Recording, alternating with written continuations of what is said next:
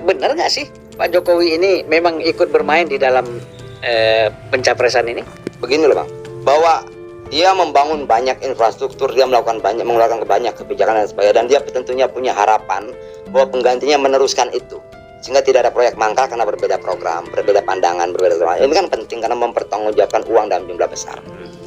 Dalam kapasitas itu mungkin dia ikut memikirkan siapa penggantinya. Kira-kira IKN ini kan programnya multi years, jangan-jangan nanti 2025 dia berhenti. Lalu dia harus mencari pengganti, berhitung tentang pengganti yang kira-kira mau melanjutkan soal IKN. Begitu juga soal yang lain. Boleh, ya boleh saja.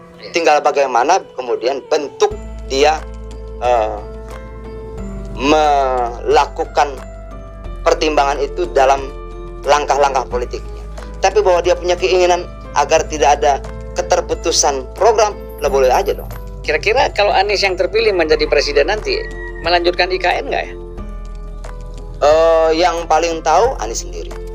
Tapi aku sih khawatir aja nggak lanjut. Loh ya, tapi kan yang tahu Anies gitu, yang pasti tahu dia mau lanjut. Tapi kok kayaknya bisa lanjut nggak ya? Kok nggak yakin sih gitu. Nah, artinya kita bisa melakukan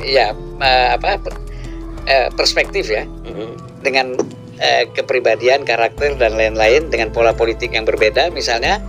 Kalau pakai bahasa abang antitesa ya tidak. Oh enggak ya. Gitu loh. Kalau bahasa abang Anies itu antitesanya Jokowi, dia tidak akan lakukan. Gitu loh. Kalau pakai pilihan terminologi abang ya. Gitu loh. Wah, kalau nggak dilanjutkan, ini kan problem besar ya. Artinya biaya yang sudah dikeluarkan kan cukup besar untuk persiapan IKN. Persiapannya saja udah besar biaya, apalagi kalau tidak dilanjutkan. Oleh karena itu, alasan paling pokok tadi bahwa untuk continuity ini harus ada orang yang tepat mungkin ya. Ya, yang mungkin punya pandangan yang sama tentang pentingnya IKN itu gitu. Kan orang bisa beda-beda Bang. IKN ini penting, ada yang bilang enggak. Kereta cepat penting, ada yang bilang enggak gitu. Jalan infrastruktur penting, ada yang bilang enggak gitu loh. Buat Bung Adian, kalau Anies ini menjadi capres, saya tidak mengatakan setuju atau enggak ya, tapi bagus atau enggak sih? Dari cara pandang saya? Ya. Gimana ya? Ada banyak hal yang harus ditanya sama dia tentang sikapnya, terkait tentang banyak hal gitu loh. Kalau berdasarkan yang saya tahu sekarang, saya tidak setuju. Misalnya saya tanya, lu mau milih nggak? Enggak. Lu mau milih Anies nggak? Enggak. Kenapa? Ya banyak hal yang saya tidak tahu jawabannya tentang sikap dia gitu loh. Ya, itu melihat pengalaman di DKI barangkali. Ya mungkin itu salah satu contoh yang bisa menjadi pertimbangan buat saya dan buat banyak orang lain ya. Tapi terlepas daripada itu sih Bang, kalau saya pikir, aduh ampun deh.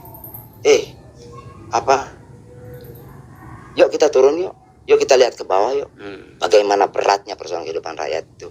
Kalau kita turun ke bawah, bicara dengan rakyat, kita lihat bagaimana beratnya mereka menghadapi hidup hari ini.